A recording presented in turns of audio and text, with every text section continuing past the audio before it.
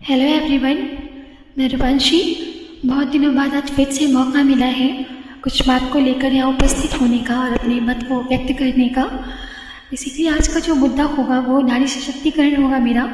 अभी आपने 8 मार्च के दिन नारी सशक्तिकरण को बहुत अच्छे से सेलिब्रेट किया, बहुत मनाया अच्छे से। तो मैं थोड़ा सा एक ब्रीफ हिस्ट्री इसकी दे के अपनी बात को आगे बढ़ाऊँगी और मेरा दृष्टिकोण क्या है नारी सशक्तिकरण के लिए वो मैं रखूँगी, मेरे अपने विचार क्या है।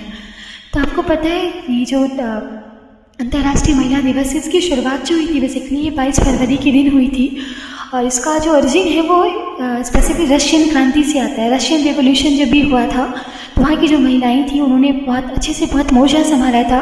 उनकी जो व्यक्तिगत जिम्मेदारियाँ होती हैं अपने परिवार की उसको करने के साथ साथ उन्होंने कैसे अपने देश की बागडोर संभाली थी।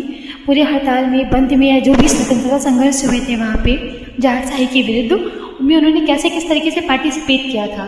तो उन्होंने अपने इस दिन को उन्होंने एक तरीके से फ्रीडम के रूप में सेलिब्रेट किया था। बाद में यूएन काउंसिल के द्वारा इसको हमने 8 मार्च के रूप में सेलिब्रेट करना शुरू किया। तो ये तो ब्रीफ हिस्ट्री थी। तो मेरे पर्सपेक्टिव में जो वीमेंस एम्पावरमेंट है, जो महिला सशक्तिकरण है वो क्या है। जैसे आपको पता है महिलाएं जो होती हैं वास्तव में बहुत सृजनशील होती हैं, है ना। मैं एक महिला हूँ, मैं इसलिए नहीं बोल रही, इसको आप भी एक्सपीरियंस किए होंगे, ऐसा नहीं है। तो मेरे लिए एम्पावरमेंट का मतलब क्या है वीमेंस के लिए। देखिए, हमें आपसे कोई स्पेशल प्रेफरेंस नहीं चाहिए, कोई प्रिविलेज नहीं चाहिए, है ना।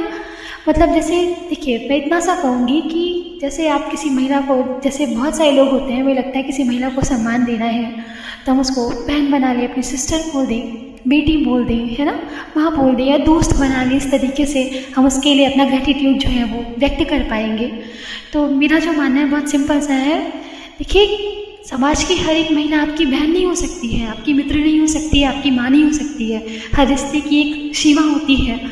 तो मुझे क्या कहना है, नो नीड टू डेकोरेट किसी भी वीमेंस को, किसी भी बहुत पार्टिकुलर, बहुत लहे, बहुत मतलब बहुत घने शब्दों के साथ उसको सुशोभित करने की आवश्यकता नहीं है। उसको बहन बना के, माँ बना के, महिमा मंडित करके, देवी बना के आप उसकी उपासना मत कीजिए। वो जैसे एक कॉमन ह्यूमन बीइंग होता है ऐसे महिला भी एक कॉमन ह्यूमन बीइंग है। आप महिला का सम्मान कीजिए महिला होने के नाते। वो एक महिला है, एक नागरिक है, एक मानव है, साधारण मानव है। आप इस नाते उसका सम्मान कीजिए। हम बेसिकली मेरा जो मानना है मैं यही बोलूँगी आपसे। मैं नहीं चाहती कि मैं अगर कभी भी किसी पब्लिक प्लेस पे जाऊँ या किसी बाय द वे मैं किसी बस में सफ़र कर रही तो आप मुझे देख के महिला एज अ महिला समझ के, मुझे निर्बल समझ के, जो भी समझ के सम्मान, बस आप मेरे लिए अपनी सीट छोड़ के खड़े हो जाए, ठीक है लेडीज़ फर्स्ट, आप आइए बैठ जाइए। नहीं भाई साहब, हमें ऐसा कोई सम्मान नहीं चाहिए आपसे। मुझे तो बस इतना चाहिए, आप सीट छोड़े या ना छोड़े, मैं खड़ी होकर भी अपनी यात्रा पूरी कर सकती हूँ, कोई दिक्कत नहीं है मुझे।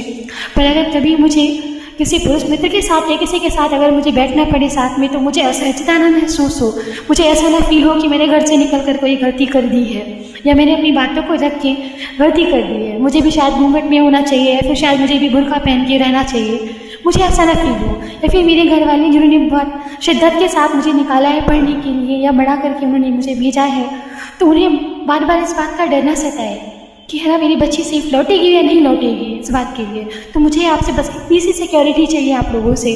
कोई ज़रूरत नहीं है किसी को सिस्टर बनाने की, किसी को अपनी माँ जैसी बोलने के लिए। वो सिर्फ शब्दों में नहीं है, वो सिर्फ शब्दों में नहीं, ये बातें आपके जहन में होनी चाहिए। मतलब ऐसा नहीं है, अगर ऐसा होता किसी को माँ बना के, किसी को बेटी बना के, किसी को बहन बना के अगर कोई इंसान किसी को सिक्योर कर पाता तो आप डाटा उठा के देख लीजिए। मैं फैक्ट और फिगर पे बात करना चाहूँगी बिल्कुल से। अब देखिए, जितने भी महिलाओं के प्रति जितने भी क्राइम्स होते हैं उसमें मोस्ट ऑफ द पीपल्स जो होते हैं वो आपके रिलेटिव्स, आपके जान पहचान के लोग उसमें शामिल होते हैं। तो ये प्रॉब्लम रिश्ते की नहीं है। आप रिश्ता बना के किसी को सिक्योर नहीं कर सकते हैं। सिक्योरिटी हमें कैसी मिलेगी? सिक्योरिटी मिलेगी आपके विचारों से।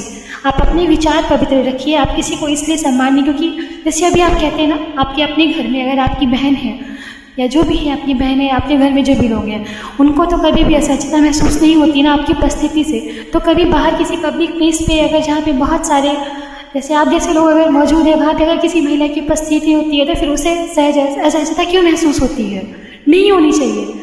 तो मैं यही कहती हूँ कि ऐसा कोई कृत्य ना करे, ऐसी कोई थिंकिंग ना रखे किसी महिला के प्रति।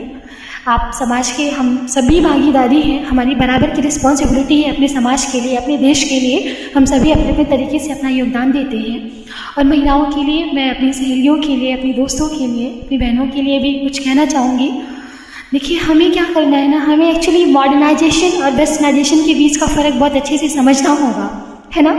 हम कभी कभी क्या करते हैं, जो वेस्टर्नाइजेशन, जो वेस्टर्न कल्चर है, वेस्टर्न चीज़ें, उसको हम मॉडर्नाइजेशन समझ सकते हैं, समझ जाते हैं। ऐसा नहीं है।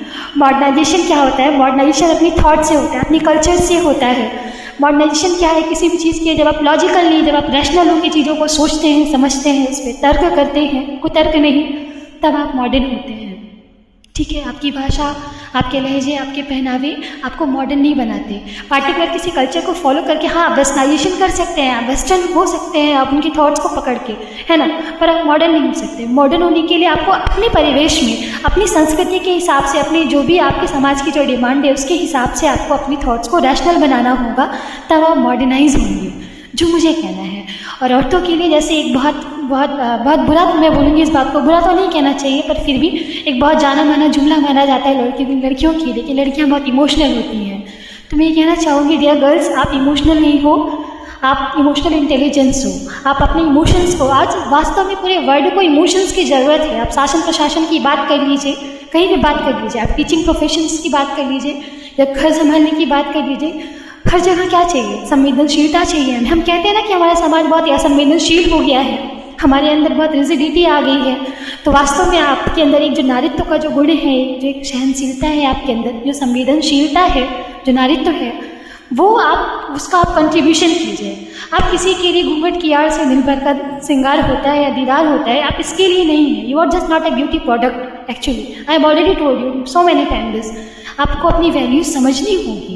आप भी सोसाइटी का एक जिंदा पार्ट है और एक सक्रिय कार्यकर्ता है अपने समाज की और अपने देश के लिए। आप भी अपनी इस भूमिका को समझिए और देश के विकास के लिए प्रॉपर योगदान दीजिए।